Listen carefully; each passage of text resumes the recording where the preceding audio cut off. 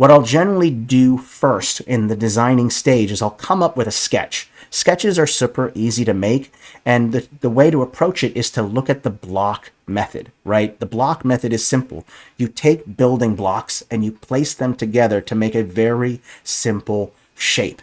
Don't worry about making an extravagant sketch, right? The purpose of a sketch is something simplified, something easy to make, something easy to look at and use as a reference for the shape of your map. Again, the trick is not to go with too much detail. You'll get to the detail part when you make the tower. The sketch is just a reference. So first, I'll probably want to change the line.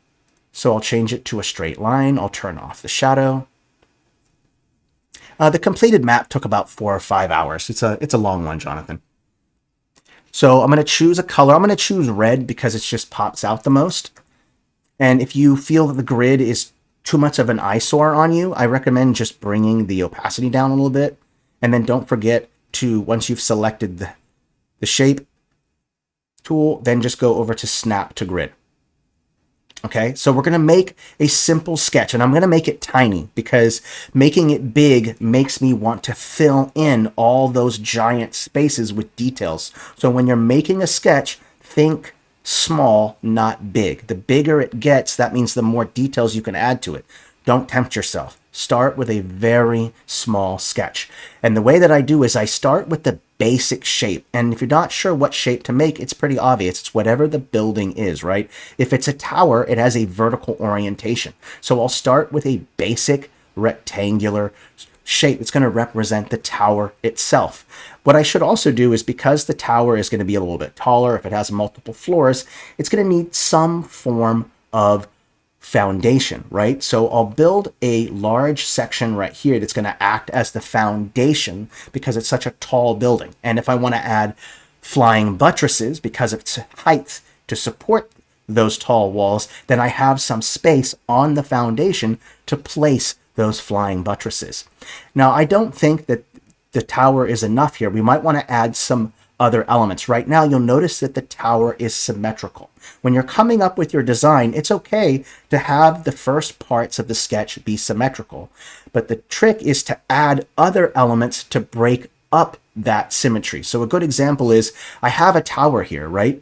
But because it's a tower, I'm limited on space when it comes to staircases, right? The problem is that most of the rooms will be taken up by a staircase because they take up space. To avoid that and to clear up the room, especially a side view map where I'm limited on space, I might want to make something that's called a stairwell tower or an elevator shaft. So I'll create a stairwell tower here, like this. This already begins to break up the symmetry of the sketch, right? You notice that now it's a little right heavy. So what I can do is I can turn merge shape on, and then let's just break it out a little bit more here. And now I have a nice foundation for the stairwell tower or the elevator shaft, as well as the tower proper, right? And then I might want to add some small, just very minor details like creating a little roof right here that's going to take place here. Maybe I want to have some kind of flying buttresses, which I won't create. I'll just have a flying buttress here and then maybe a smaller buttress right here. And I'll probably have this kind of go out a little bit more. I kind of like the idea of the foundation being wider than the rest of the tower. It kind of makes sense, right? A foundation needs to be sturdy and to support the weight of both the buttresses as well as the stairwell tower proper, okay? So I'm getting the general concept of the design down. If you want to have a flat roof at the top so players can go up and explore, that's fine. Or go in and add in a roof that's pointed like this. It's up to you on which one you really want to go about using. I think both work just fine. So if you have a basic concepts, here's your basic sketch, right?